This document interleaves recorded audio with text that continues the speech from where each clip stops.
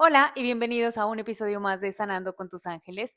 El tema que les traigo hoy es un tema que a mí me gusta muy, bueno, como muchos otros que ya he mencionado, me gusta mucho, me apasiona mucho, y es el tema de sanar el niño interior.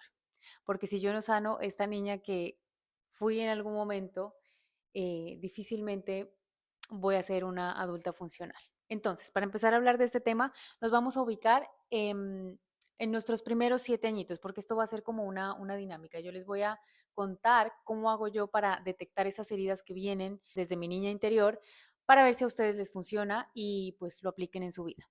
Entonces, primero que todo, voy a empezar diciendo que nuestros primeros 7 años, o sea, les voy a decir todo lo que tengo en la cabeza realmente. Cuando nosotros nacemos, tenemos 7 años de un curso intensivo de cómo reaccionar al mundo al que hemos llegado. Durante estos primeros 7 años nosotros no juzgamos, no preguntamos, simplemente observamos y absorbemos. Estamos aprendiendo y eso se convierte, básicamente, esos 7 primeros años se convierten en nuestro mapa emocional o en nuestro programa emocional. Una vez pasan esos 7 años, entonces es como si la vida le dijera a uno, listo, ya aprendiste sobre el amor que recibiste, el amor que te faltó, los límites, los silencios, los miedos, la presencia o la ausencia también. Entonces ahora sí vas a jugar. Y es como si nos soltaran a la cancha a jugar este precioso juego. Y en la medida en que empezamos a jugar, empezamos a responder a ciertos estímulos de acuerdo a todo lo que absorbimos durante esos 7 años. Empezamos a responder desde el miedo al abandono,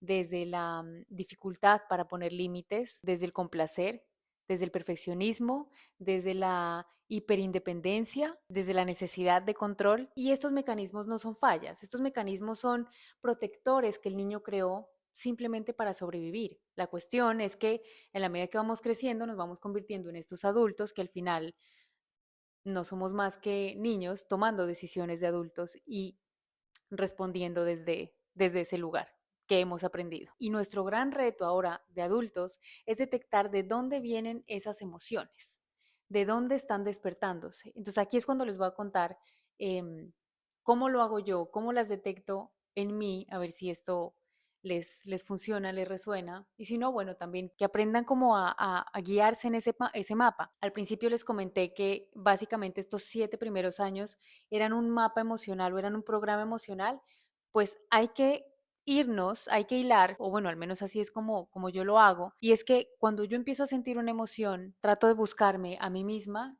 y ubicar en qué momento de mi vida yo me llegué a sentir de esa manera. Esto probablemente no sea tan fácil de hacer, o sea, esto normalmente cuando yo conecto con mi niña interior es a través de meditaciones, a través de la escritura, lo que a uno le resuene es lo que uno tiene que hacer al final. Hubo algo que a mí sí me llamó mucho la atención y fue lo que realmente despertó esto de conectarme mucho más con mis heridas. Y fue, esto ya se los conté en otro episodio, y fue una vez que yo estaba discutiendo con mi noviecita de la universidad y en algún momento ella dijo, me voy. Y pues era como que se iba a ir de la casa. Y cuando ella dijo eso, lo que yo sentí fue exactamente lo mismo que yo sentía cuando tenía mamitis.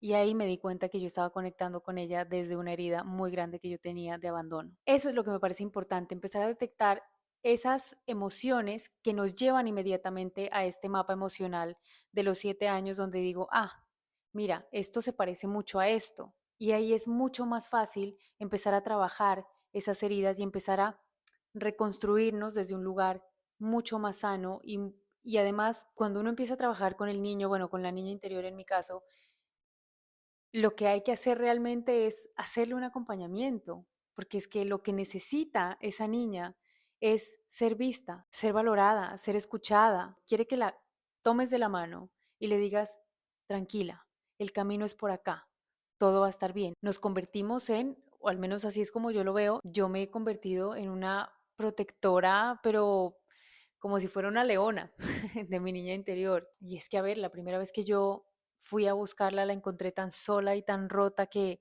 en ese momento para mí se me hizo muy evidente que en este cuerpo de mujer adulta la que estaba tratando de tomar las decisiones era ella, desde sus heridas, desde sus inseguridades, y eso tenía que cambiar.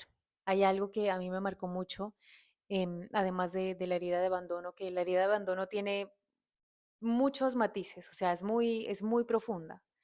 Y de ahí vienen obviamente muchas cosas en las que he trabajado, pero había algo que a mí me mortificaba muchísimo y claro, no lo vi sino hasta cuando lo empecé a trabajar, y es que yo no tengo hermanos, yo soy hija única, y normalmente el tema de la comparación, por ejemplo, esto pasa entre hermanos, ¿no? Em, a mí yo no tenía hermanos, pero yo vivía la comparación en mi casa. Y era una cosa que a mí me molestaba mucho y claro, no sabía en ese momento, en mi adolescencia, no sabía de dónde venía esa incomodidad y es que en realidad me generaba mucha molestia. Había una pelada en mi colegio que era supremamente inteligente, o sea, era demasiado inteligente. ¿Qué pasa? Mi mamá era profesora y la mamá de esta pelada también era profesora, por eso se conocían. Yo con esa pelada no éramos amigas, no éramos, o sea, es decir, hablábamos, interactuábamos lo normal, lo básico, ni yo sabía de su vida, ni ella sabía de mi vida, completamente, vidas completamente apartes.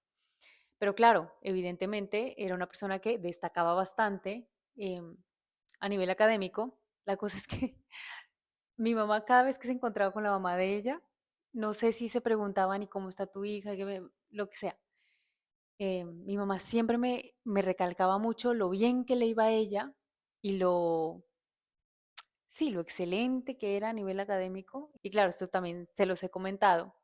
En mi casa el tema académico era demasiado importante y pues a mí bien no me iba, ¿no? Entonces, yo ese tipo de comentarios lo sentía muy profundo y a mí me generaba una incomodidad muy grande y después de años fue que me di cuenta que, bueno, mi adolescente también estaba bastante golpeada, bastante rota y era una conexión que me llevaba a una misma herida de no ser suficiente, de no haber sido querida, de no haberme sentido merecedora de reconocimiento, de amor, de no ser vista. Entonces me parece demasiado valioso empezar a observar de dónde vienen estas emociones que a lo mejor nos recuerdan a, a cosas que hemos vivido atrás y es simplemente empezar a hilar, empezar a hacer caminito, que ese caminito, que esas emociones nos muestren dónde es que nos está doliendo realmente.